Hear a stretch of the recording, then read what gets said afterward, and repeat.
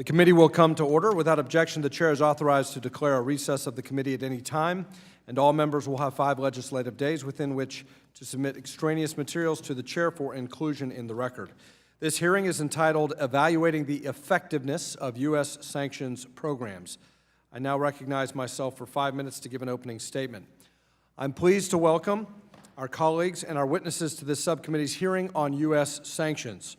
From Iran to North Korea to Russia and Venezuela, sanctions are increasingly used as an instrument in our foreign policy toolkit, and Congress must ensure that they be held accountable for results. This hearing will examine major sanctions programs as we seek to evaluate their effectiveness. Let me highlight 3 points that may provide context for this discussion. First, sanctions are key to bringing about behavioral change abroad, and this committee has stressed that they should be designed accordingly. That means calibrating sanctions and sanctions relief based on specific and achievable actions we wish to see from a foreign actor. Tailoring sanctions in this way is especially important for secondary sanctions, given how banking restrictions tend to have broader and less predictable effects than primary measures. In October, the Financial Services Committee reported and the full House overwhelmingly passed the Otto Warmbier North Korea Nuclear Sanctions Act, a piece of legislation that I was proud to sponsor with our ranking member, the gentlelady from Wisconsin. The bill would impose financial sanctions targeting every area of North Korea's economy, including all petroleum imports and any deployment of laborers abroad. This week's test launch by the DPRK of an ICBM that can reach any part of the United States underlines why maximum pressure is needed. Our bill outlines the principles that the majority and minority here consider essential for the use of secondary sanctions, not only with respect to North Korea, but other countries as well. Namely, we should strike with as much strength as possible, provide the President with flexibility, and link the termination of sanctions to a narrow set of realistic objectives. This kind of approach is distinguished from what we might call, quote, symbolic sanctions, unquote. That is, devoting scarce resources to designations with no real impact on our foreign policy objectives, or tying sanctions to a list of outcomes that no one expects to emerge in the foreseeable future. For sanctions to retain their credibility, we must guard against such half measures. If sanctions are akin to antibiotics, then we should ask what indiscriminate use will do for antibiotic resistance. At the same time, if we want to preserve the trust that the world continues to hold in the U.S. financial system, we must think clearly about what it means to restrict access to that system and communicate with equal clarity so that others understand the rationale that governs both the imposition and lifting of our sanctions. The second point to underscore is the need for continuous engagement with Congress when the executive chooses to wield its sanctions powers. As we know, the executive possesses broad authorities under the International Emergency Economic Powers Act. What may be less well known is that IEPA lays out explicit provisions for regular congressional consultations and reports so that these authorities are exercised with appropriate oversight. The committee would encourage our witnesses to examine whether the Office of Terrorism and Financial Intelligence is upholding the letter and spirit of these provisions. TFI has been the recipient of bipartisan goodwill, and using emergency powers accountably will help ensure that such goodwill is sustained. This brings me to point number 3. As our country becomes more reliant on economic sanctions to carry out its foreign policy, the Treasury Department will be increasingly called upon to make its voice heard on the substance of that policy. We have already seen bureaucratic changes that reflect this shift. In August, for instance, the President signed into law the Countering America's Adversaries Through Sanctions Act, which included the Secretary of the Treasury as a member of the National Security Council. In light of this trend, we should expect that Congress will look more and more to the Department, and particularly to TFI, not only to implement sanctions, but to help shape their goals, scope, and strategy, and to answer for sanctions shortcomings if they fail to meet their objectives. Of course, Treasury undertakes these things to a certain extent already, but its accountability will only grow with its prominence in these debates. I want to thank our witnesses for testifying today and look forward to working with them so that our sanctions programs are coherent, realistic, and impactful. The chair now recognizes the ranking member of the subcommittee, the gentlelady from Wisconsin, Gwen Moore, for 5 minutes for an opening statement. And thank you so much, Mr. Chairman. And before I begin my comments, let me thank our guests from the Treasury Department. I always look forward to hearing from the experts, information is a powerful tool. Just let me begin, of course, by thanking our chairman for calling this hearing, and as he indicated before, I'm a part of the bipartisan work on the North Korea sanctions. So proud to have worked on that in a bipartisan manner, and I do believe that we've passed a strong bill, and I certainly hope that the administration does the hard work of implementing this bill. With that said, I can't pretend that I'm not concerned about the general state of United States foreign policy and this administration's commitment to implementing our sanctions programs.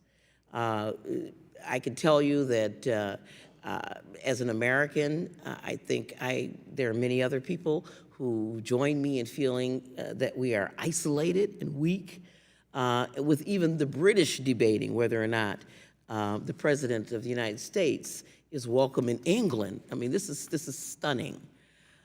My constituents are very concerned about the extent and depth of the relationships with human rights violators, with Putin, a relationship that, of course, has the president and many of his cabinet and advisors mired in deepening and widening scandals relating to Kremlin connections. I'm concerned with reports that the Department of State eliminated the office of the coordinator for sanctions policy.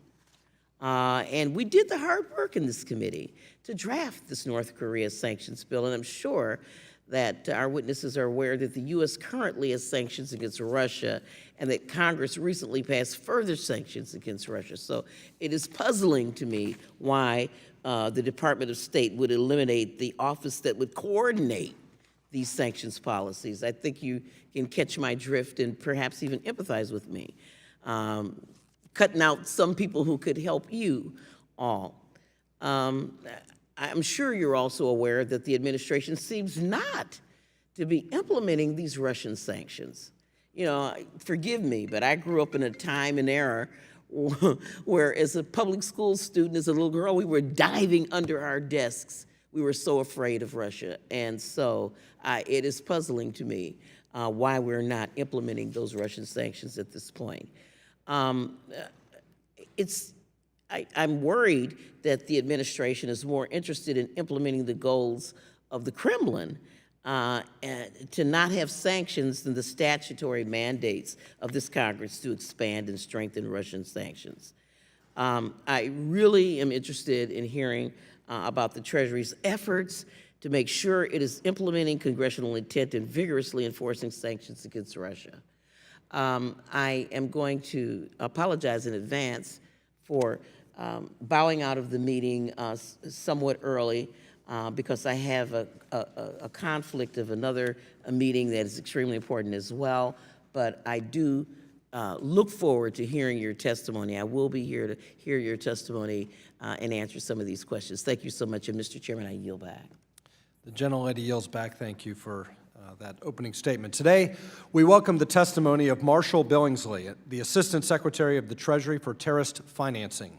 In this role, he helps oversee the administration's efforts in administering economic sanctions programs globally.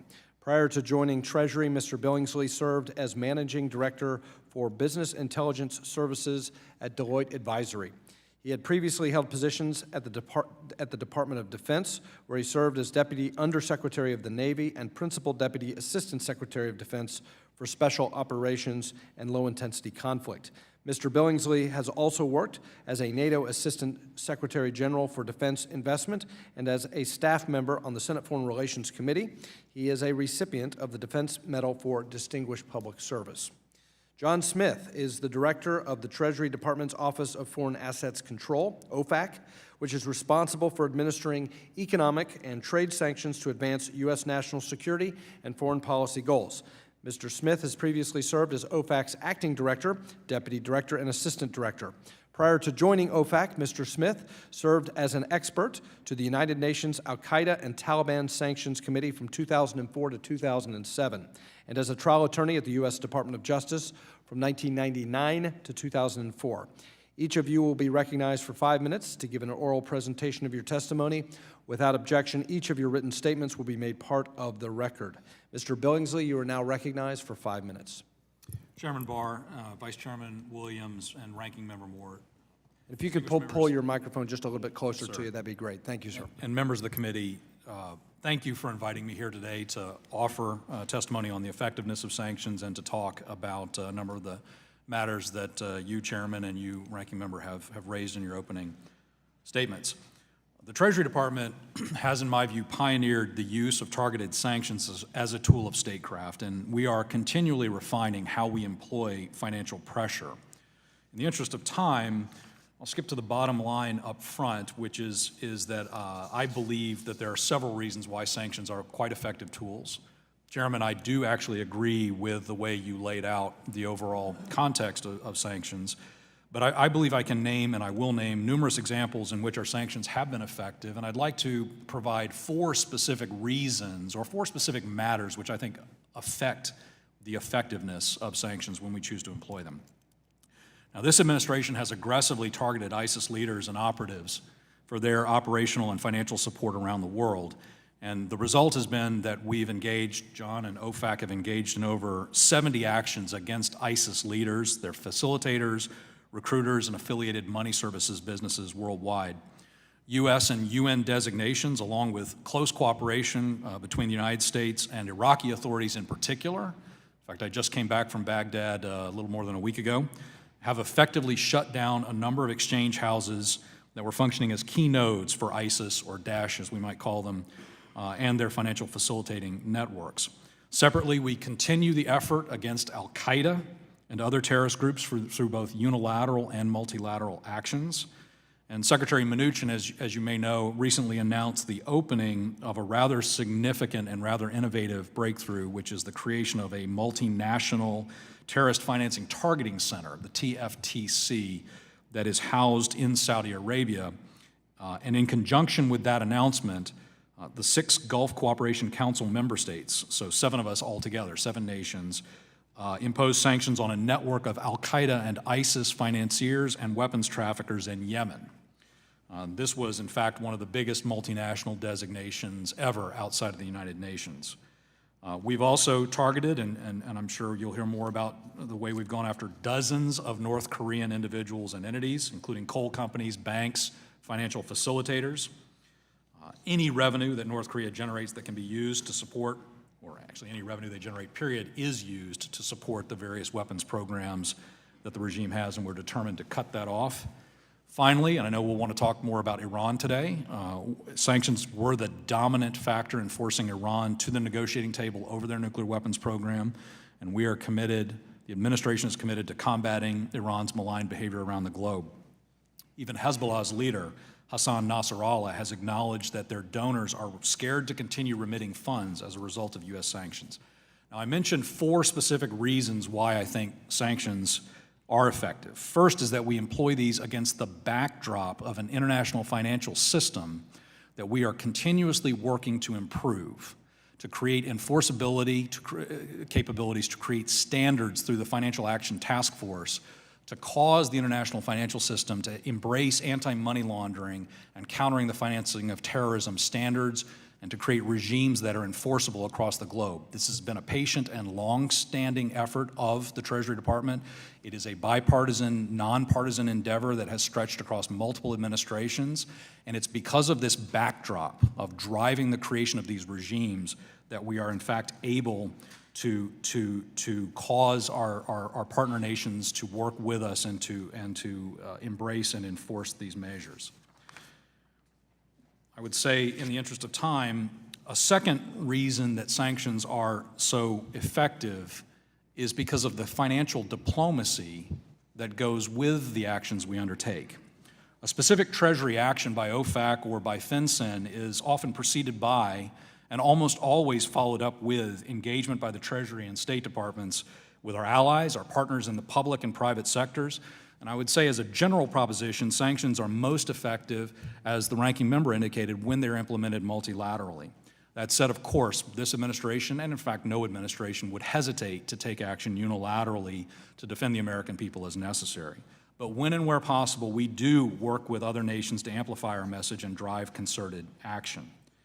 And we, of course, pursue financial diplomacy through a variety of multilateral and multinational organizations, such as the United Nations, but I also mentioned the TFTC that was just established as another example.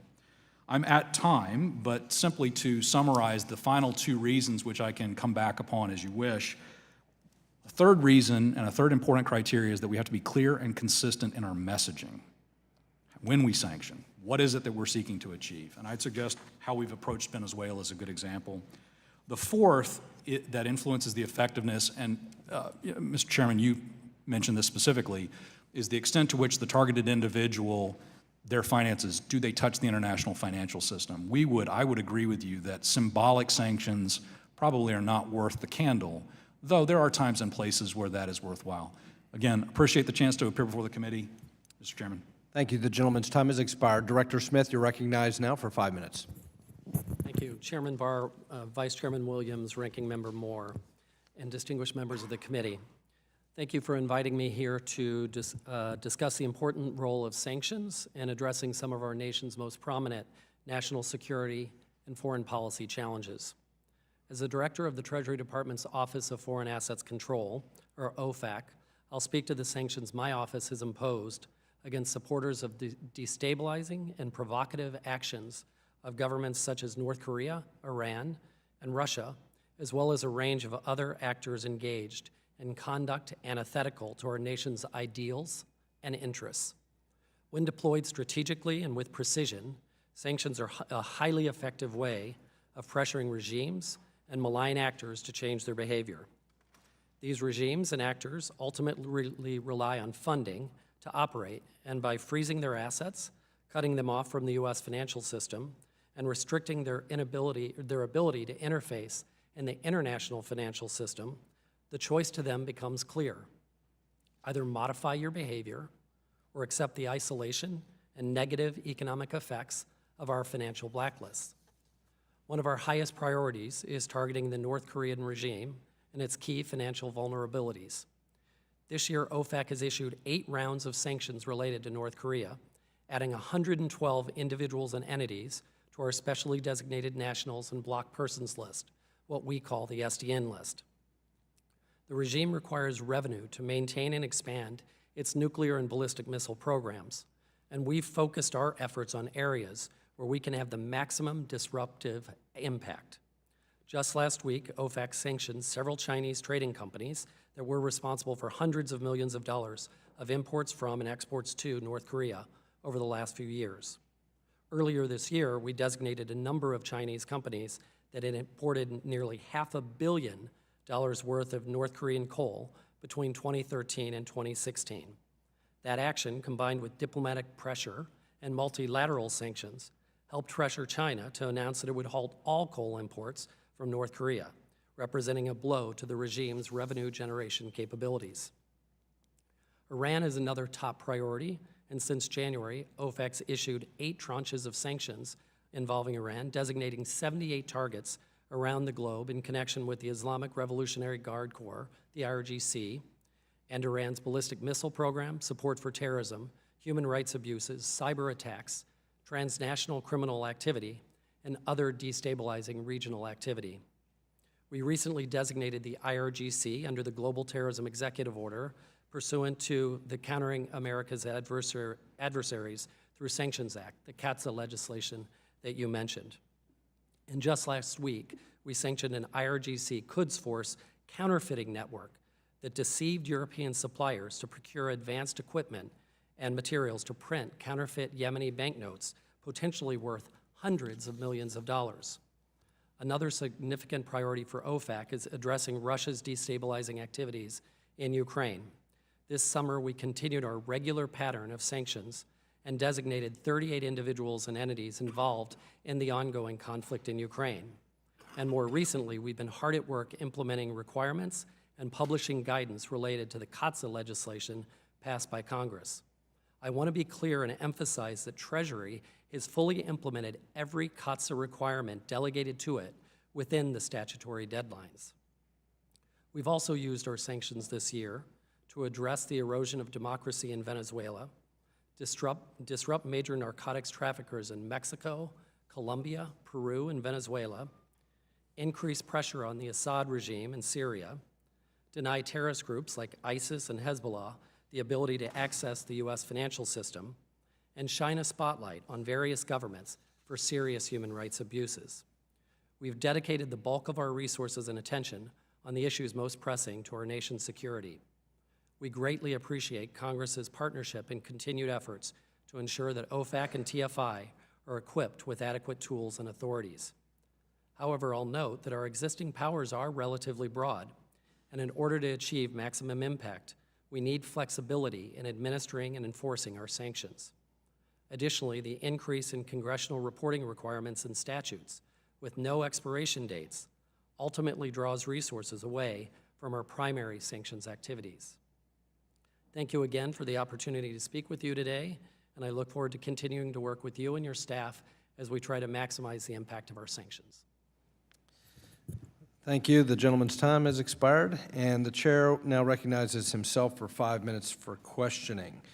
Let me just first commend Treasury and the Trump administration for abandoning this policy of strategic patience that has led North Korea to obtaining a nuclear arsenal, including a hydrogen bomb, and as we saw earlier this week, an intercontinental ballistic missile capable of reaching the continental United States and potentially a reentry vehicle for that missile. I would commend Treasury for its 8 rounds of sanctions and designations in North Korea. However, I do want to read into the record an op-ed that you probably saw this morning in the Wall Street Journal entitled "Maximum Pressure on North Korea. China and the U.S. Still Haven't Imposed Toughest Sanctions." And I'll just read and quote from the article. Quote, "The Trump administration has done more than its predecessors to thwart North Korea's nuclear progress, but it is still far from using maximum pressure. It may not work in the end, but the alternatives are terrible: acquiescence or war. Wednesday's ICBM test shows Kim is getting closer to his goal of threatening U.S. cities. So why is the U.S. not using all the tools it has to stop him?" So my question is this to both of you. In a hearing before the Senate Banking Committee earlier this fall, Treasury Undersecretary Mandelker stated that the UN Security Council resolutions pertaining to North Korea represent, quote, "the floor, not the ceiling." That's why under the House-passed bill that we were referring to earlier, the North Korean sanctions bill that was bipartisan, we go beyond those resolutions to target all oil exports to the DPRK and all of its foreign labor. So the question is this: if the UN resolutions are truly just the floor for U.S. policy, what is Treasury doing to eliminate the petroleum and labor loopholes that are left by the resolutions, and why should Congress tolerate the same incremental strategy that has gotten the Kim regime where it is today? And we'll start with you, Mr. Billingsley. Thank you, Chairman. So obviously the UN sanctions regime is multinationally crafted, and it requires the Chinese and the Russians to come along. And we, in fact, Ambassador Haley at the UN re-engaged in wake of the recent launch to drive again the need to further ratchet the pressure on North Korea for its continuing behavior. I would say we have actively worked to dry up all of the different mechanisms by which the North Korean regime obtains petroleum and other petroleum products, regardless of the fact that the UN Security Council resolution that they ultimately did not agree to the U.S. position to shut off all crude oil imports. They agreed to a reduction in crude and to a cessation of oil products. The number of things that we've done along these lines, and again, this is back to my point about not everything is a sanction, right? There's a lot of other things TFI, the Treasury, does in the financial diplomatic world that go beyond the individual discrete sanctions acts. But John is going to be able to tell you about the very specific sanctions designations that we've engaged in to target the different exchange mechanisms by which people were illicitly flowing petroleum into North Korea.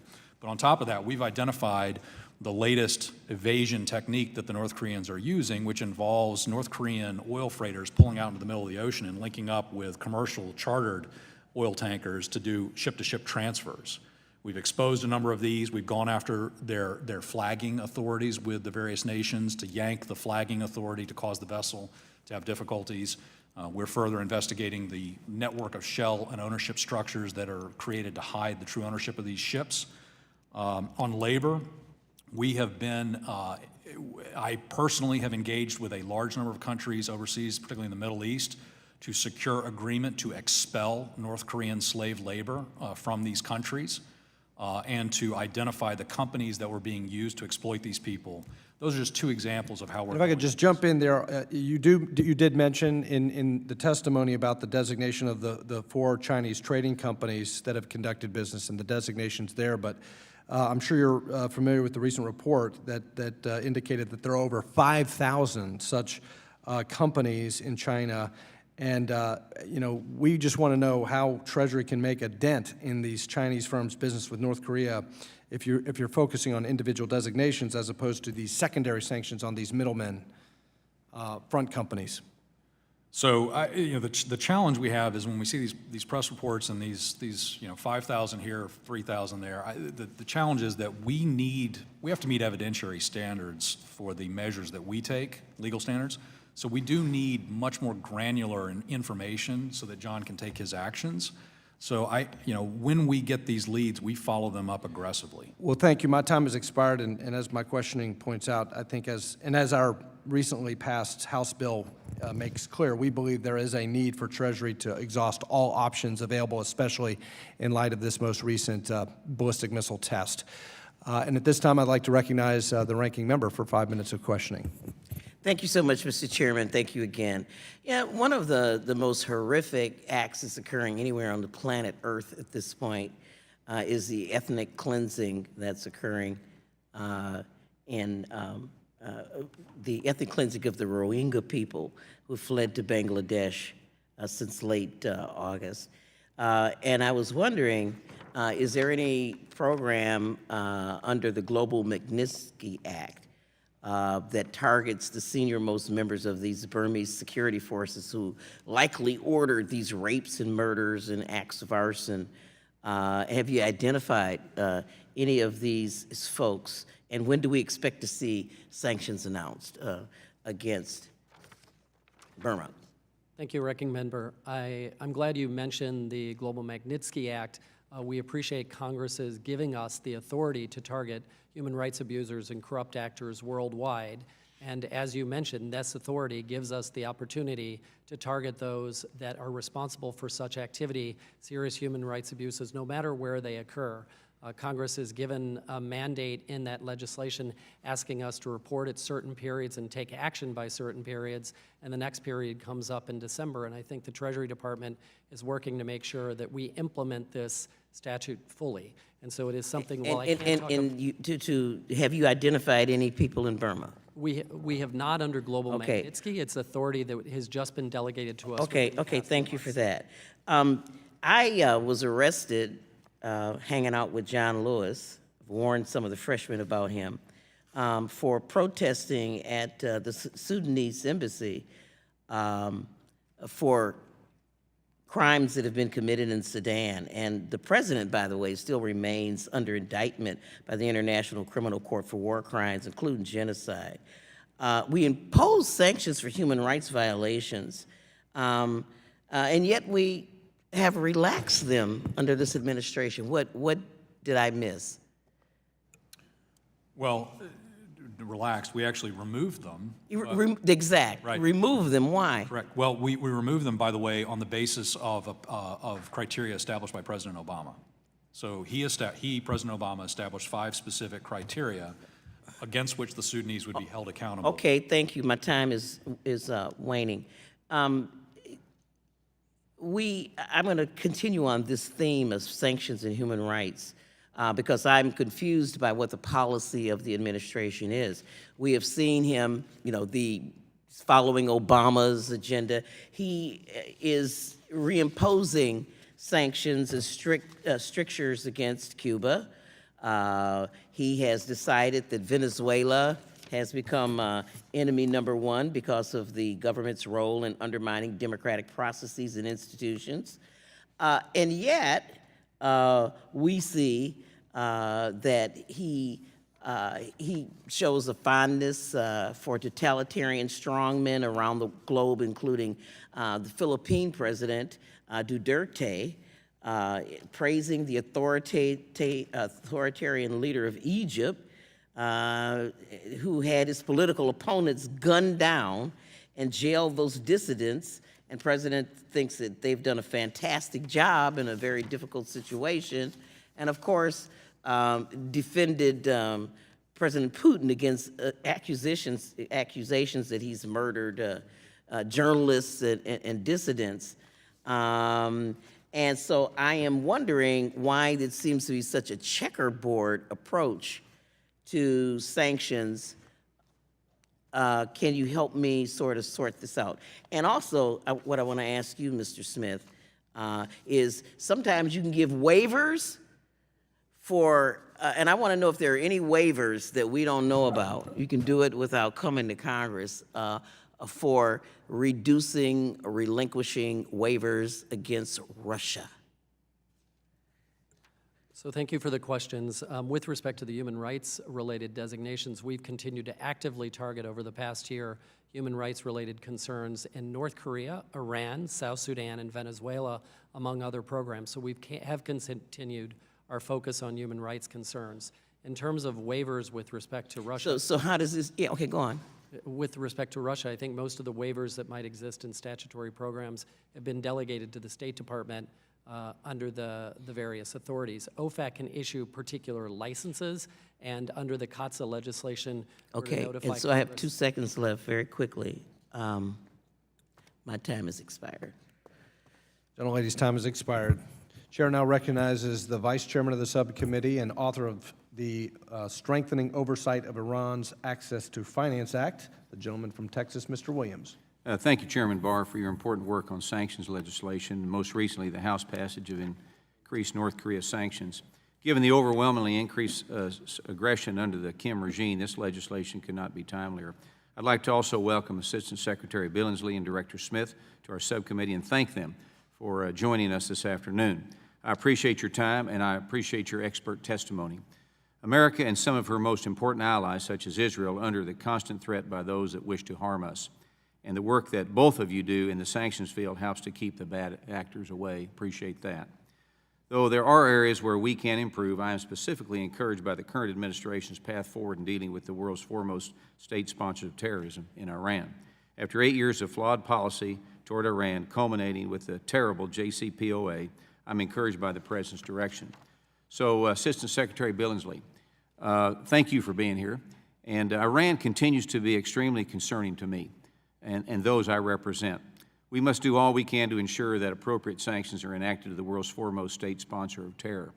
To that end, I recently sponsored, as you heard, the Strengthening Oversight of Iran's Access to Finance Act, which was reported favorably out of this committee, and just yesterday was introduced by Senator Cruz and Senator Perdue in the Senate. My legislation will increase congressional oversight of aircraft sales to Iran and their effect on financial institutions. So, Mr. Secretary, what similar steps can be taken to further prevent the abuse of the financial system by Iran in a way that promotes terrorism, human rights abuses, or assistance to the Assad regime? Thank you, Vice Chairman. As you said, Iran is the foremost sponsor of terrorism around the world, and they have used their newfound access to financial resources to further support terrorism and foment instability across the Middle East and globally. The Iranian Quds Force, in particular, is heavily engaged in destabilization in Syria, in Iraq.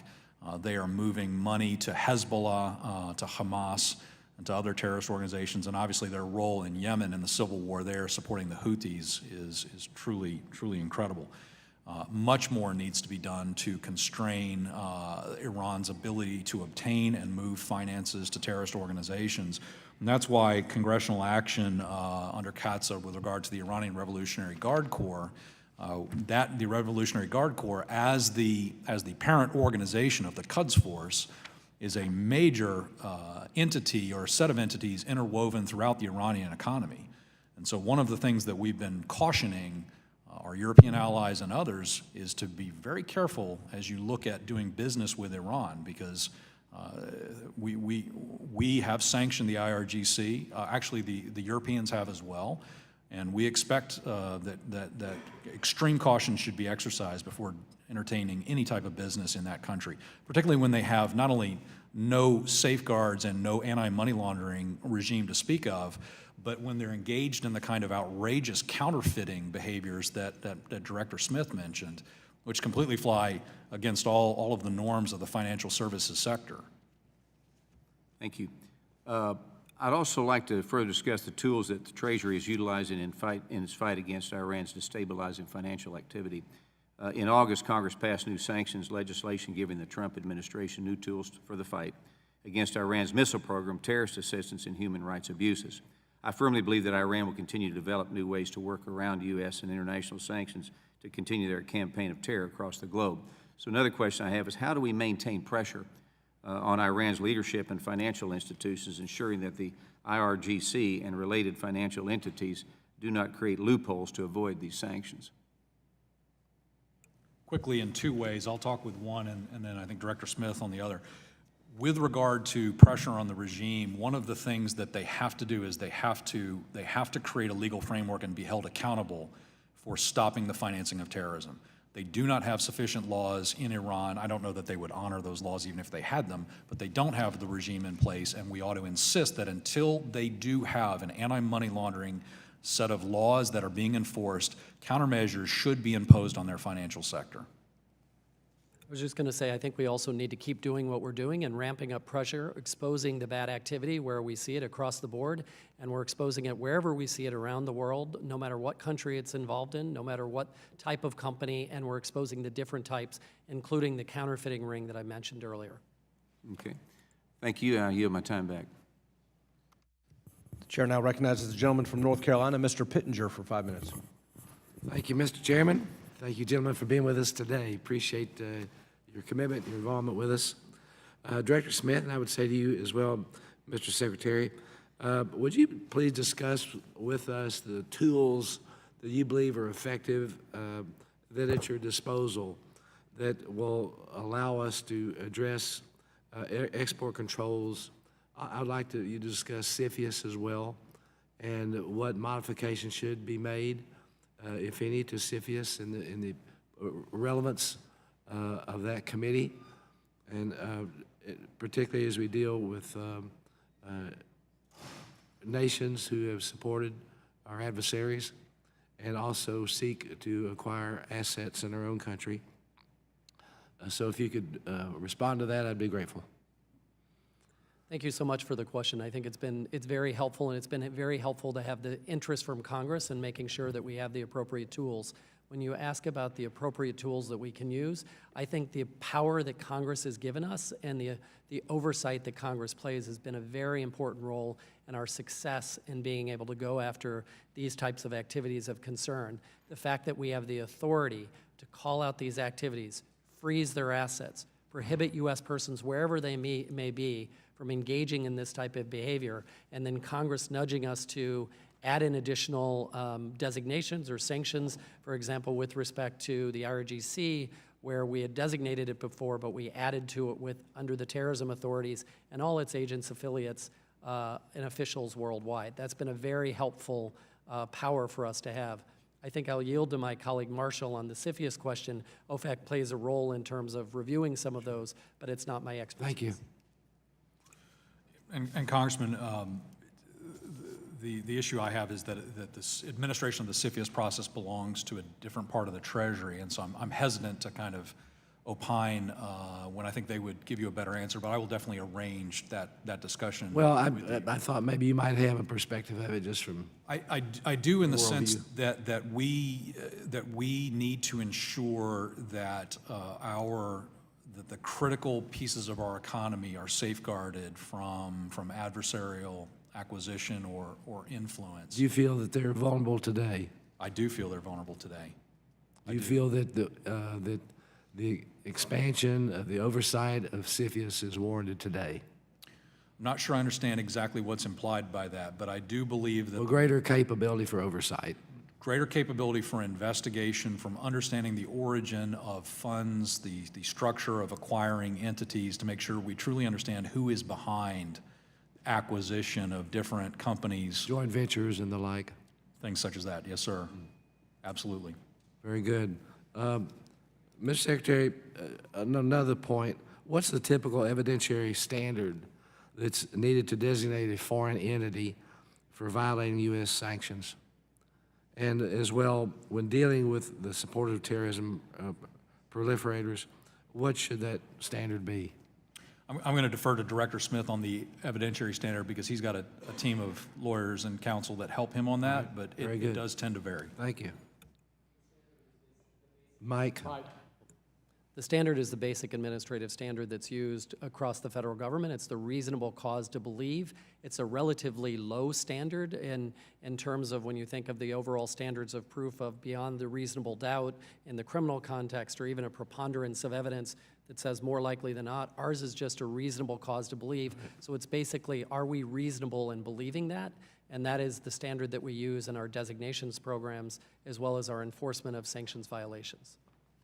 Given the actions of various countries like Qatar in the past, given and knowing we have an MOU with Qatar at this time, obviously there have been concerns relative to ransoms for kidnappings and safe harbors for Hamas and Al Jazeera and many other concerns. Do you believe that sanctions were warranted on Qatar or other countries that have been predisposed to be supportive of our adversaries? Congressman, that's a great question. I didn't have time to sort of get into it, but an entire paragraph in my testimony talks about all of the non-sanctions dimensions to financial diplomacy, and one of the things I emphasized was the importance when sanctions is a tool available to us, it is a threat that's lying there on the table that we can use to great effect with various third parties. One of my very first trips in my capacity when I was confirmed by the Senate was to Qatar. I will tell you that we do have issues with Qatar on the terrorism front. We have issues actually with many countries in the Gulf on various terrorism issues. It differs country by country. The Qatari did very, very recently engage in a series of arrests of very senior al-Qaeda financiers, and we view that as crucial, and we're watching the prosecution process that is now unfolding very, very closely. Good. They've, to date, have not prosecuted anybody until now. Gentleman's time has expired. The chair recognizes the gentleman from Arkansas, Mr. Hill. Thank the chairman. Appreciate you holding this hearing that we've done so consistently now over the last few weeks to assess how America's doing on our sanction regime for some of the world's most rogue nations.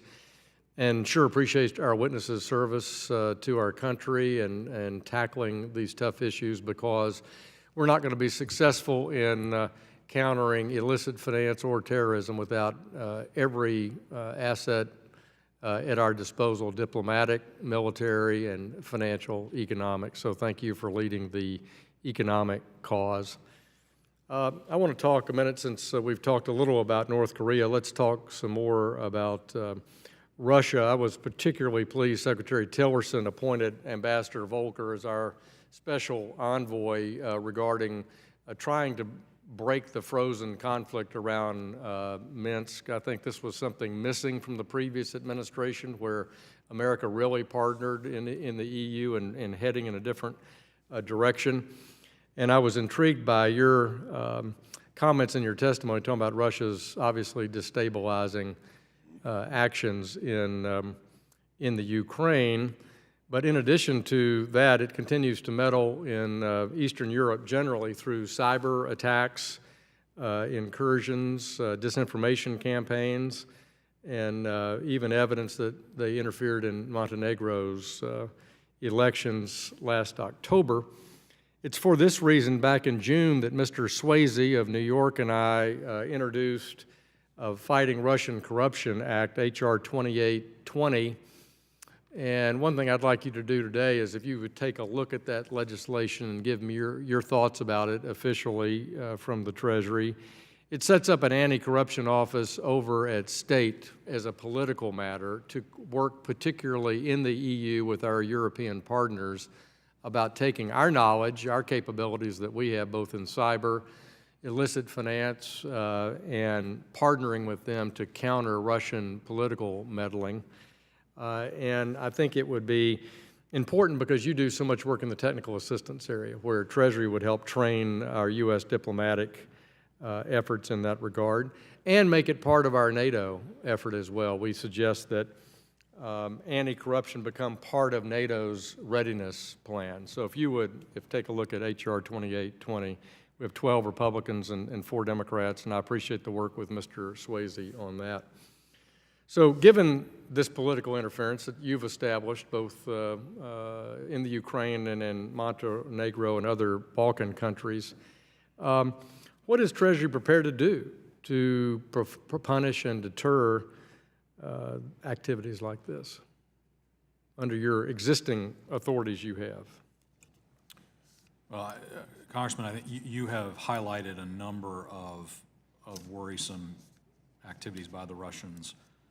I would also add to that list actually the money laundering behaviors that we've seen them engaging in some of the Baltic nations, as well as in Cyprus and other places, which are fundamentally, when you talk about corruption, there's such a corrosive behavior that strikes at the heart of the financial integrity of these countries. And so it is crucial, in particular, that we go after Russian organized crime. We've done a number of actions together with the Secret Service and others in combating Russian organized crime. And of course, Russian organized crime tracks right back to parts of the regime in various ways, particularly when you start talking cyber matters. So I think you're pointing in the direction that we have to go, Good. Which is the focus on that corruption. Well, Mr. Chairman, I hope that maybe we can have a roundtable or maybe a classified briefing on that matter, and just we spent a lot of time, as we should, on North Korea, but I think it'd be useful to learn more here. In the time I have remaining, I know that Congress asks FinCEN and your offices for reporting, a lot of reporting, and I think that's important. Our oversight responsibility is critical here, and you have that both to foreign affairs in some aspects and here at the Financial Services Committee. Are these requirements becoming too burdensome? How could we consolidate our requests to get the kind of information that we want to have for oversight? But I know it seems like every measure we introduce has a Treasury reporting obligation. Could you reflect on that? Congressman, we're beyond reasonable here. The reporting burden from north of 80, 90 different reports, some that date back 20 years, it's crushing. It's absolutely crushing on us. In your opening comments, you talked about how we needed to bring every asset to bear, and I will tell you that within the very small structure of TFI, we're talking 700 people total, of which half are focused on banking oversight. So when you talk about John's shop, my shop, the Undersecretary's organization, our intel shop, we are consumed by reports. And as a former Senate staffer, I can't tell you that I know that all of these reports are even being read. Thank you, sir, and thank you, Mr. Chairman, for the time. And I hope we're more sensitive about our regulatory reporting burden on these important actors. Thank you. Gentleman yields back. The chair recognizes the gentleman from West Virginia, Mr. Mooney. Thank you. My question is for Secretary Billingsley. You mentioned on page 3 of your testimony that in some circumstances providing financial intelligence to a trusted foreign partner is all it takes to shutter terrorist exchange houses or freeze a proliferator's bank account. I want to go back a step further because we got to get that intelligence from somebody first before we can share it with somebody. Somebody has to give it to us. We have to find it. So the discussion today has revolved around the ways the United States sanctions rogue nations, terrorist states, and others that pose a threat to our people and our economic and financial systems. And with the conflicts, around the globe we're embattled in, we have partners who want to aid the United States in these fights, give us information. Some are countries, but some are individuals or groups that wish to aid us, give us information on the certain activities of the funding of terrorist organizations. So my question to you is, would it be helpful to our cause in general to get this information if your office could reward those individuals or groups that step forward with helpful information about where our adversaries are keeping their finances, and if so, what incentives could be used to encourage such assistance? Congressman, I'd like to talk with you more about that and understand, but at first blush, I think that is exactly the kind of innovative, insightful support that through legislation Congress could help us in the missions that we have to undertake. You're spot on in terms of the challenges we face and the informational gaps we often have, particularly when it comes down to that last tactical mile of getting to the adversary's bank account. So the idea of a rewards program, I can tell you from my time in running the Special Operations and Low Intensity Conflict Office for Secretary Rumsfeld, we used reward authorities to great effect to elicit information. In my time, we used information and paid rewards for instance, leading to the identification of where Saddam Hussein's 2 sons were, and we deployed special forces to bring them to justice, and that was highly effective. So in line with your idea, I'd like to explore that with you further, but I think, Congressman, you're onto something there. Yeah, I'd like to talk to you about that further too. I have a little more time left, so changing questions now, more specifically on a country. The IMF estimates that in 2016, the Venezuelan economy contracted by 18% and saw inflation of over 250%, with a further contraction of 12% in 2017 and inflation of 650%. So our understanding is that the executive order the president issued in August, which restricted dealings in Venezuelan debt, has further affected bond liquidity and added to pressure on President Maduro, which I think is a great idea. President Maduro is like a sweaty rhino running out of control around that area. So having said that, given the regime's resilience up to this point, can you articulate what the end game of Venezuelan sanctions is? The government clearly hasn't been moderating, so what outcome are you aiming for, and how appropriate are existing sanctions to achieving it? Venezuela the economy's in a death spiral due to the kleptocratic policies of the Maduro regime, as they have engaged in wholesale looting of that country, of the state oil enterprise, and the ensuing humanitarian crisis that is erupting around us. And this is a major national security issue on top of a humanitarian disaster in the making, because it affects key allies like the Colombians next door. I am very concerned about looks like we're on the verge of a malarial epidemic now, because Maduro is blocking the bringing in of humanitarian assistance from the outside. He's preventing, and through his own economic mismanagement, they don't have the resources to buy the anti-malarials in particular. So we have a significant issue here, and the president has made extremely clear we will not participate in the looting of that country's economy. Sanctions have been imposed on any new debt or equity, and those sanctions will only be removed if there is a return to the normal democratic process in that country. I, for one, appreciate the president's aggressive approach in Venezuela. As you may know, my mother fled a communist country, Cuba, and America could have stopped that and didn't, and now we have really bad actors trying to impose evil regimes on folks and don't care about human life and stealing, and it's just, it's terrible. So I would like to encourage you to keep that up, and anything we can do here to help, I'd sure appreciate. With that, Mr. Chairman, I'll yield back the balance of my time. Gentleman yields back. The chair recognizes the gentleman from California, Mr. Sherman. Yes. Does the Venezuelan government own major assets in the United States? They used to own Citgo gas stations. Well, Congressman, yes, Citgo is a wholly owned subsidiary of. So how come we haven't seized those assets for the benefit of the Venezuelan people? As long as they remain under the control of Maduro, they're going to be looted. We could seize them, sell them, put the money in trust for the Venezuelan people. Are you moving in that direction, or are you just going to let Maduro run the company into the ground, loot it, and abscond with the money? Congressman, excellent question. And if you need any legislation, why haven't you submitted it? I bet you we could pass it. Thank you, sir. To your point, we've in fact specifically moved to prevent Maduro from being able to access any funds from Citgo. The Treasury Department, in working with the White House when the new executive order on Venezuela was issued, a specific provision was included Could he to sell the company and keep the money? prohibit any payment of dividends out of No Citgo dividends, but can they just whatsoever. sell all the stock? Could Exxon buy the stock tomorrow? Don't tell me about antitrust law. Could Amazon buy the stock tomorrow? Well, so the Citgo ownership structure, I'd have to get back to you on, but it's. Okay, but if you don't want PDVSA to be here maintains after the barn door is closed, if he can sell the entire company tomorrow, and I don't think you need CFIUS to de-invest in the United States.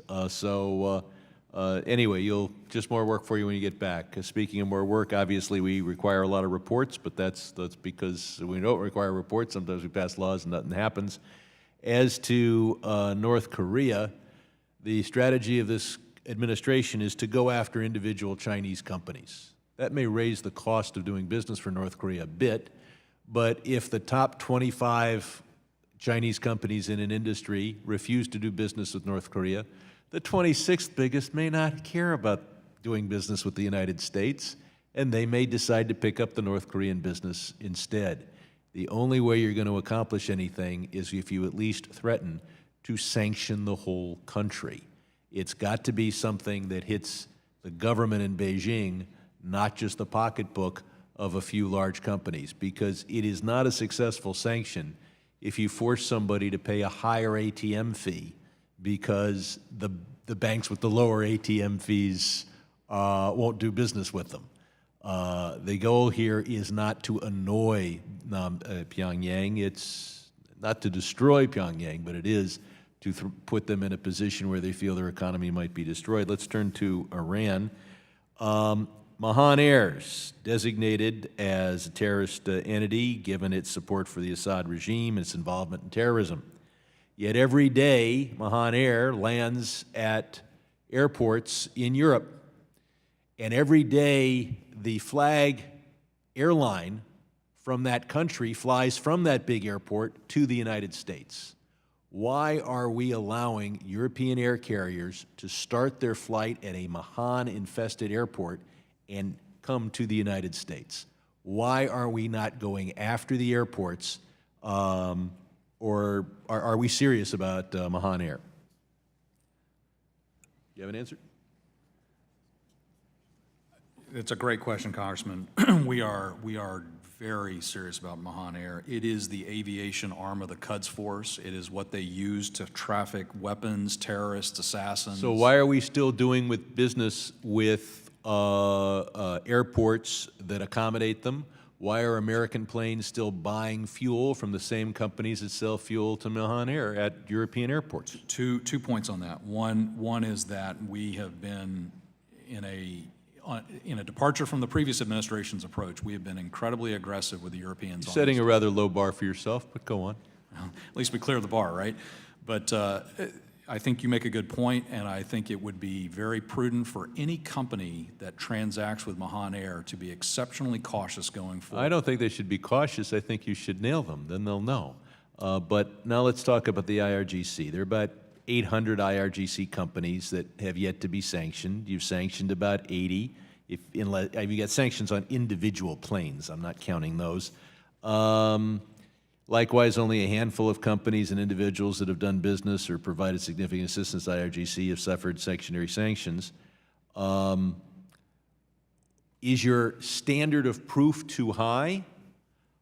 Is your staffing too low? And how many Farsi-speaking individuals do you have working full-time on this? So, Congressman, I would say answering a few of your questions there quickly. On Mahan Air, I just wanted to say we have actually done some designations in the last few months against European airlines, Ukrainian airlines that had been servicing Mahan Air, and we actually took action. We're looking for. So is that is there a flight that has been canceled as a result of that? There have been some routes that have been stopped over the previous months because of Mahan Air, because of the U.S. government's outreach over the past year or so.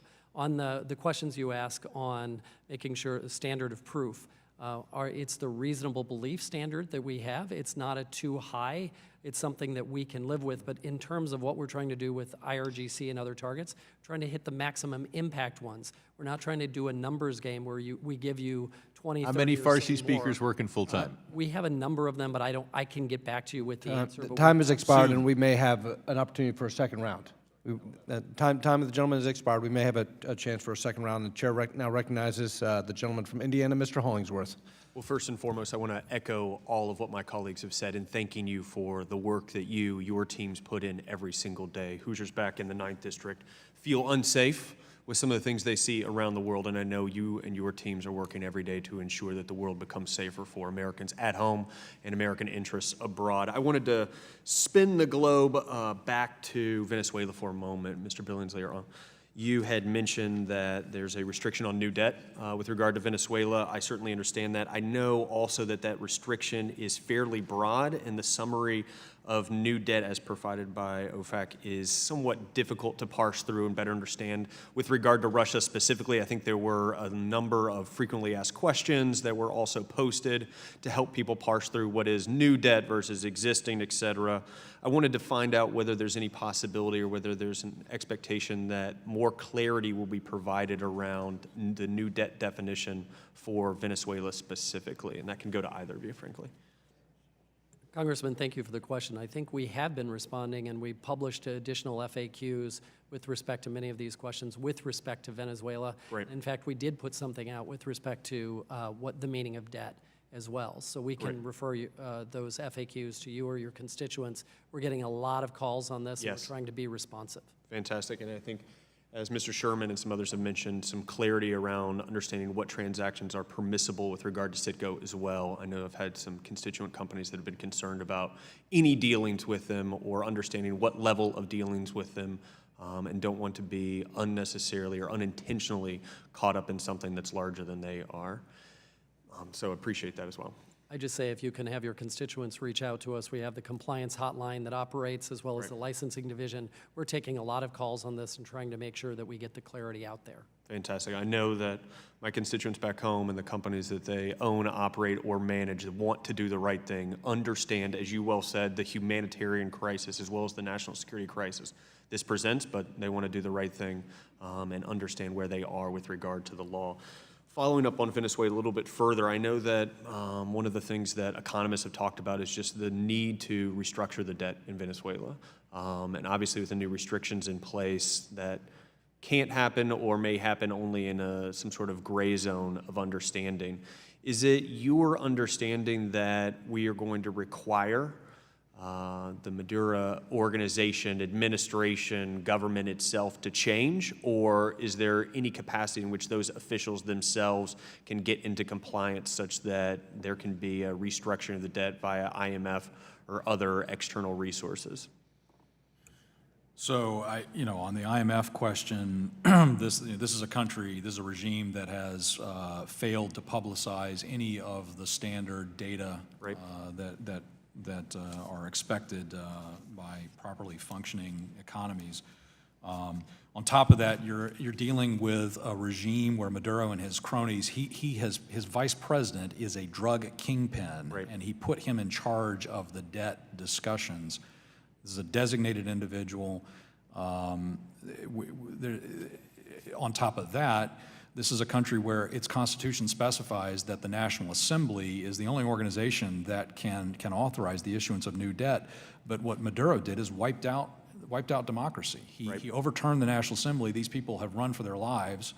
He's now established this constituent assembly, which is packed full of his people. It's certainly understandable to say the regime needs to change, period, in order for us to be able to accomplish that. I don't think we're saying that. I think we're saying we need a return to the democratic order. Got it. Understood.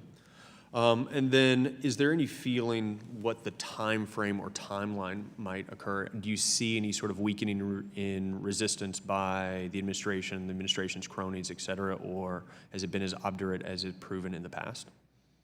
Well, to the extent that the regime has been enriching themselves at the expense of the Venezuelan people, including through the wholesale theft from PDVSA, the state oil company, it's clear that the gravy train has come to an end. They're out of money. I mean, they've crashed their economy. Presumably, at some point, people are going to look around and say, wow, the United States has designated me, the Canadians have designated me, the European Union is starting to designate officials above me. Maybe it's time to look at doing something different. Yeah, I hope that comes soon. And again, just in my closing, I wanted to thank you both for the efforts that you undertake every single day. Thank you. I'll yield back, Mr. Chairman. Gentlemen's time has expired, and there's been an interest in a second round of questioning if our witnesses are willing to take that responsibility on. We appreciate your testimony today, and again, appreciate your service in the interests of our national security and using every economic lever we can to deter our adversaries. And I do want to follow up on some of the questions regarding Russia. As we discussed earlier, I had an opportunity earlier this year to travel to Eastern Europe and visit with some of our NATO allies. We went to Germany and Poland, Lithuania, Estonia, and Montenegro, the newest member of NATO. And I can tell you that our allies and the foreign leaders in these countries were very consistent in the message that they delivered to us. And that message was that in addition to Russia's illicit annexation of Crimea and the frozen conflict in Ukraine, that there is a whole range of malign activities that the Russians are engaged in to destabilize our NATO allies, from disinformation campaigns to incursions into the Baltic with their air force. The attempted coup in Montenegro was a major topic of conversation and concern. The cyber attacks, the militarization of Kaliningrad was of great concern to the Baltic countries. And so it's been now, I guess, 4 months since the enactment of the Countering America's Adversaries Through Sanctions Act, which was the sanctions legislation on Russia. And I want to just ask you all, what has Treasury specifically done in implementing that sanctions legislation? And secondly, what has been the response? What has been the response of the Russians to that? What, if any, behavioral change have we seen from the Russians? I've probably given you too much to answer right there, so I'll go ahead and leave both of you to consider both of those issues. I can start out and say that we've been very busy to make sure that we're implementing the requirements of COTSA, and we're doing it on time as per the legislation. Just about every 30 days, starting at, I think, day 60, Congress in that statute required that we do some type of implementation of the act with respect to Russia as well as the other parts. And so in day 60, we started modifying our directives that were put out under the Russia-Ukraine sanctions programs to tighten the restrictions in there. We've done that at day 60, we've done that at day 90, so we started a few months ago, and in fact, we just earlier this week did additional modifications to continue tightening and make sure that we also explain that to industry and to the rest of the world so they know what they are and are not allowed to do. What has been the Russian response to this? So the Russians haven't been happy. As you can imagine, they were concerned with the legislation. I think they probably aired that publicly with you all at the time. I think we've heard that as well. I haven't had any conversations directly with the Russians myself. Well, have you seen major behavioral change? I mean, the disinformation campaigns, the destabilization efforts, the Russian aggression continues. Is that correct? I think the Russian aggression has continued in many of the respects that Congress. And so that brings to mind the question of how we can make sanctions more effective in better changing behavior and deterring Russian aggression. And I want to focus on energy, the Russian energy sector. Many of our NATO allies have expressed interest in the United States helping Eastern Europe achieve energy independence, certainly independence from Russian gas. And so I want you. And also in the case of Lithuania, the Astravets nuclear facility is being constructed about 30 miles from Vilnius, and so in Belarus. So the question is, should we consider sanctioning and getting more aggressive on the Nord Stream 2 project, Astravets, other energy projects that the Russians are endeavoring to interfere with NATO and get NATO countries dependent and reliant on Russian energy? So I think you probably heard, I know you all heard up in Congress as well as the administration on the views of European partners and allies with respect to energy independence. I think in the COTSA legislation, Congress did impose additional restrictions, additional tightening of the sanctions with respect to many of those features. And I think my understanding is that Congress engaged with the European partners as well as did the administration. And so from my perspective, I think we're still hearing from Europe as we implement those sanctions. I'm not sure that there's anything that I've seen that is needed at this time. Well, I can tell you that if the Russians do not respond to what we've done so far, we ought to send a message to the Russians that if they continue their aggressive behavior, their energy exports to our NATO allies should be in the crosshairs of our sanctions regime. And that's the view of one member of Congress, but I'd say that there are other members of Congress who feel the same way as well. And with that, my time has expired, and so I'll now recognize for a second round of questioning the gentleman from California, Mr. Sherman. Okay, I'd like to go back first to Venezuela. I hope that, I understand you'll be going back to your office to make sure that Venezuela can't just sell Citgo and take the money back to Caracas. Do I have that right? It's actually prohibited under law. So they can't, neither the dividends. The dividends are not. Right, but what they can, of course, do is overpay for oil. One way to dividend, if you have the retailer, is just have them pay $70 a barrel for the oil that comes out of Venezuela, and when the world price is closer to 50. Are we monitoring that? I will verify, but I'm relatively sure. Please answer for the record. Yes, sir. But you're saying they can't sell the stock of Citgo, nor can they pay a dividend? Well, so they cannot pay the dividends under the executive order. A wholesale sale of Citgo would likely trigger a number of things. Let me What would it trigger? I mean, if they were going to buy a major American company, that would trigger CFIUS, but I don't know what it would trigger to My sell. understanding is PDVSA. And whether they sell, or they could just sell some of the stock. So please answer for the record, but more promptly than we usually get questions for the record.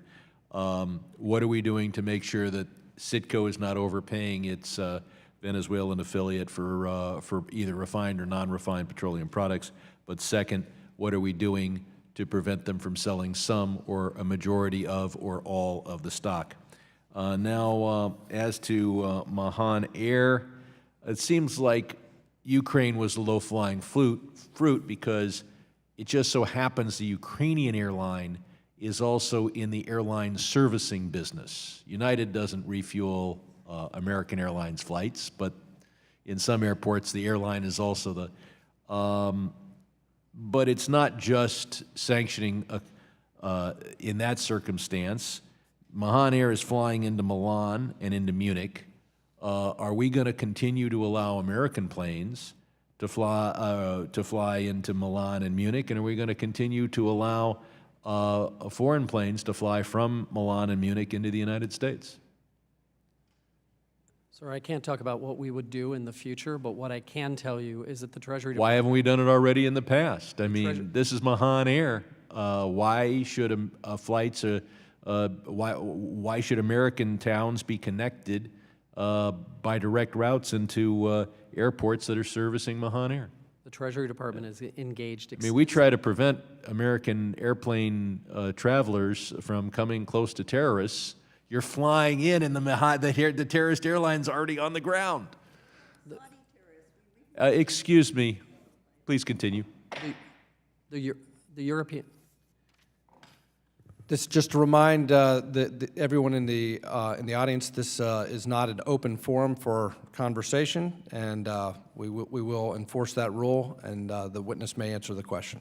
We've been engaging extensively with our European partners who do not have Mahan Air on their sanctions list. We've been trying to make sure to provide them the information on Mahan Air that they need to have, and at the same time enforcing and implementing the most major impactful sanctions designations. I'll ask you to answer for the record why we should allow Americans to fly in and out of airports when, as they land, there's the terrorists right there. Sounds pretty dangerous. And I'll go back to the question of staffing. Do you have enough staff to do your job, gentlemen?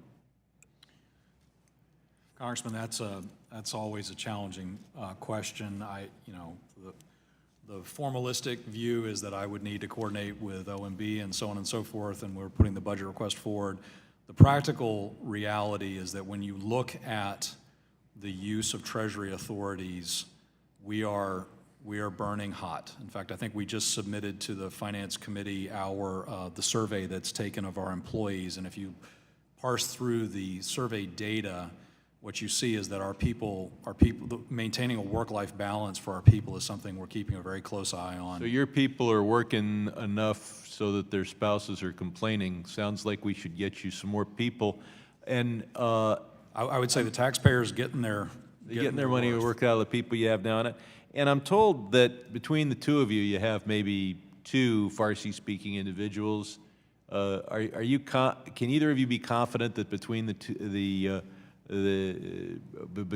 of you, you have more than 2 that are working on Iran and that actually speak Farsi? You can't tell me, hey, you got 5 or 6 that you happen to know of or anything like that? I can go back and ask. We actually do a list every year to make sure and update it. We do have Farsi-speaking individuals, and that is when we find a talent, a language talent that we need. I've got 30 people in my district, native Farsi speakers. Let me know. Chairman, I'm always on the lookout for great resumes. Gentleman's time has expired. Chair recognizes the Vice Chairman of the Subcommittee, Mr. Williams. Secretary Billingsley, the Obama Treasury Department authorized U.S. banks to draw on American savings to finance aircraft. We're back at that now. For the world's foremost state sponsor of terrorism and jurisdiction of primary money laundering concerns. Now, this allows our deposits to be used for a state-owned airline, Iran Air, that was sanctioned in 2011 for providing support to the Islamic Revolutionary Guard Corps and the Assad regime in Syria. So in a committee hearing last April, we learned that Iran Air flew at least 114 flights from Iran to Syria between the JCPOA's implementation day and March 30th, 2017, likely as an airlift in support of the Syrian government's atrocities. So this is an easy question here, a simple yes or no. Can you certify for us today that Iran Air has ceased all sanctionable activities? I need to get back to you on that, Chairman, or Congressman. Okay, if you would. Vice Chairman, yes, sir. Next question. Which financial institutions, if any, have contacted Treasury with respect to aircraft finance for Iran? I'm not sure of the answer to that. I'm not aware that any have, but we can get back to you. Would you, please? Thirdly, can you assure us that a U.S. bank or a foreign bank with a U.S. nexus would not be exposed to any significant illicit finance risk if it did business with Iran Air?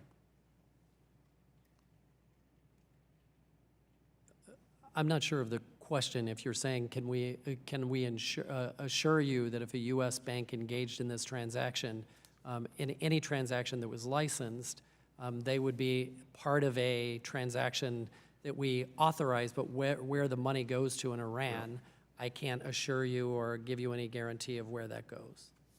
Okay. Do you agree that Congress has a right to know whether aircraft finance for Iran may benefit persons that engage in sanctionable activities, including support for terrorism, weapons proliferation, and human rights abuses? Absolutely. Absolutely, you should know that. And we commit to engage with you at any point that you want to have the discussion. So I think we got 2 questions we need to get if you get back with us on that. Now, another question I have. As part of the omnibus package that was passed earlier, we requested that the Treasury Department issue a report on entities that were delisted under the JCPOA and whether such entities have engaged in sanctionable activity since the JCPOA. And we have not got that result yet. So if you could help us there. So what is the status of that report? And do you feel that any entities that had their sanctions lifted under the JCPOAs have continued to engage in sanctionable activity since the deal began to be enforced? So we continue working on those reports. As we said, we have about 90 a year that we're working on, and most of those we get in on time. Some are more difficult because they're time-consuming. If we see sanctionable activity, if we see sanctionable conduct, we act against it. Okay. Mr. Chairman, I yield my time back. Gentleman yields back. The chair now recognizes the gentleman from Michigan, Mr. Huizinga, the chairman of the Capital Markets, Securities, and Investment Subcommittee. Thank you, Mr. Chairman, and appreciate your testimony today. Good to see you again. And a couple of quick questions. One, I want to touch on China, and then I want to talk a little bit about North Korea. In 2005, the U.S. designated China's Banco Delta Asia as a financial institution of, quote, primary money laundering concern. Excuse me. And Treasury Department recently did the same thing with China's Bank of Dandong. However, these banks are relatively small institutions, and are there larger foreign financial institutions that Treasury is going after?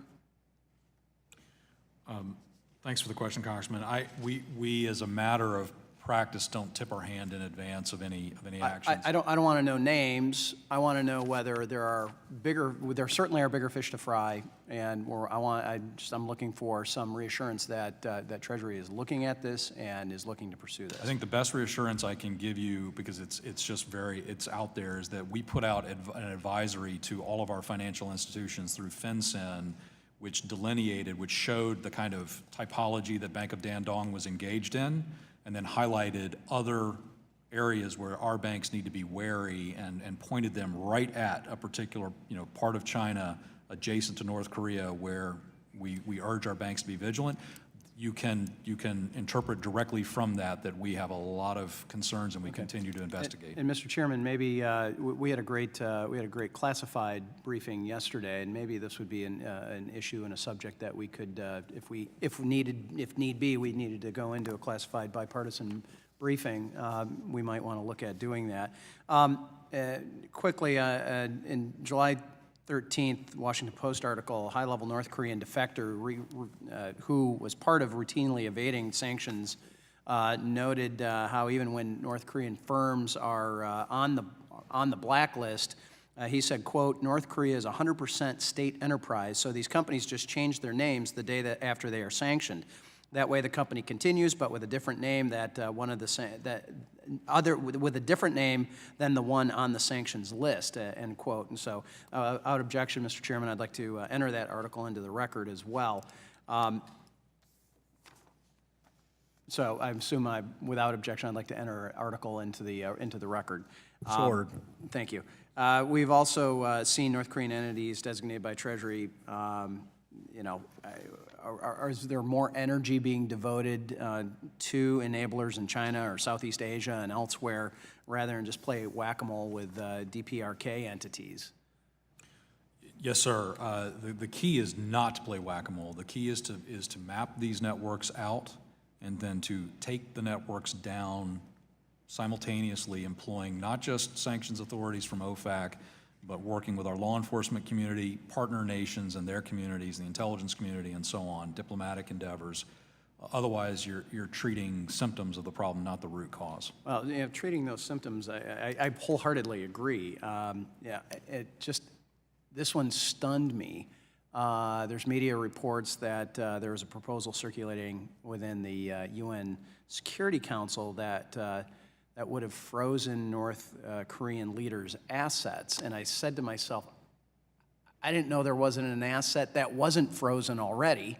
And if it hasn't been frozen, why not? I mean, this is the 6th missile launch that test that they've done.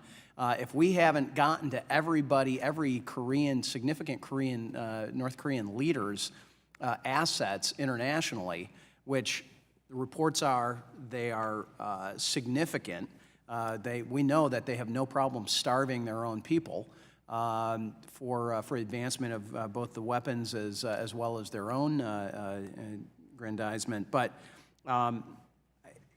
what is Treasury doing? Is Treasury going after those banks that hold those assets as well?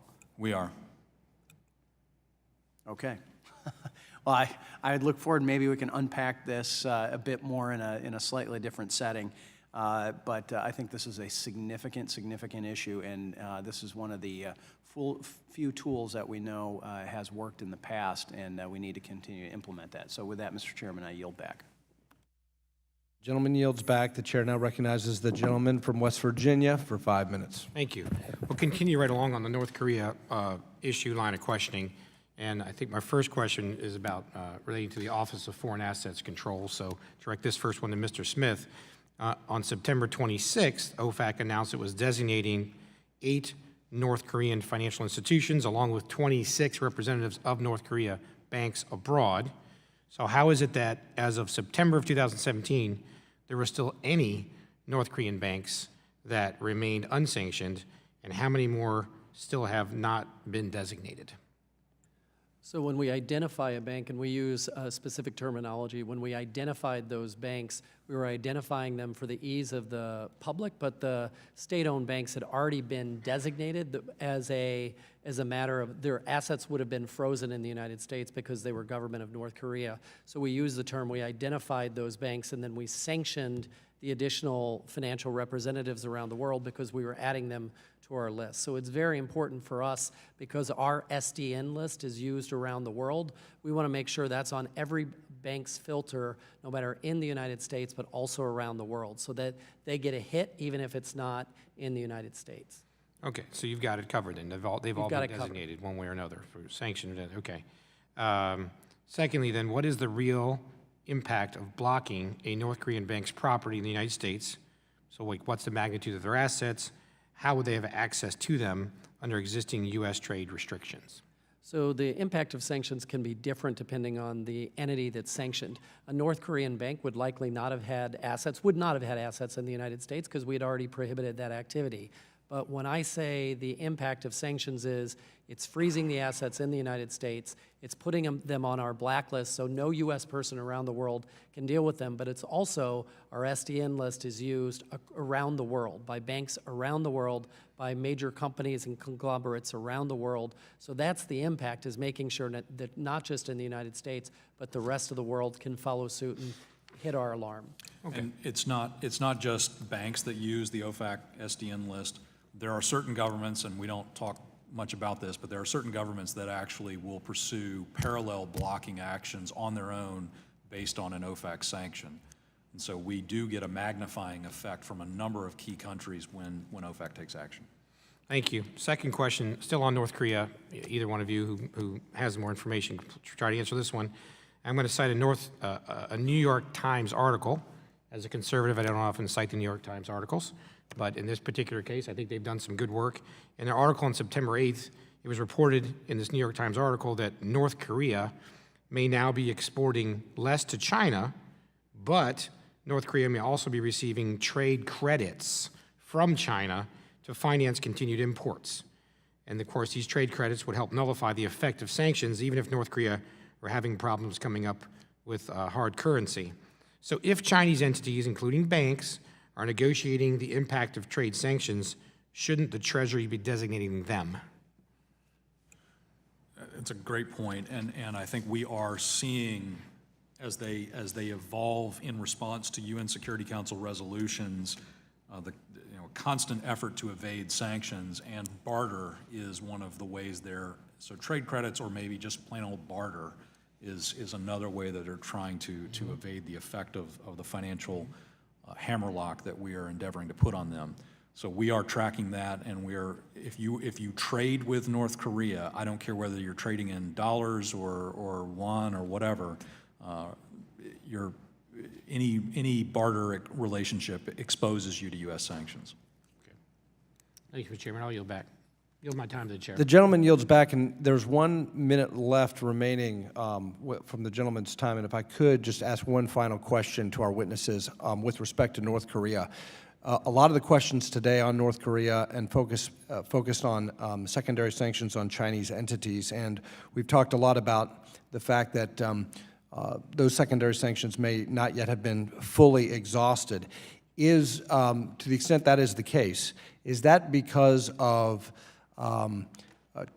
U.S. fear or concern that we may lose Beijing cooperation, or is it merely a resource issue for OFAC and Treasury? It's not a fear in any stretch of the imagination. We are engaged. We have a game plan. We have a strategy, and we are executing that strategy. And that strategy involves a number of different prongs of activity, of which Treasury action is but one. And so we are maintaining synchronization with our activities in the United Nations, with our ambassador there, with State Department, with law enforcement, intelligence, and the Department of Defense. And so when it sometimes seems like you're not quite sure why we're synchronizing things the way we are, be happy to come up and explain to you, because there is a method to this full-on economic pressure campaign. Well, again, I'd like to thank our witnesses not only for your testimony today, but your service and the work that you all are putting in to keep the American people safe and to advance the national security interests of our country. And without objection, all members will have 5 legislative days within which to submit additional written questions for the witnesses to the chair, which will be forwarded to the witnesses for their response. And I ask our witnesses to please respond to those as promptly as you're able. And this hearing is now adjourned.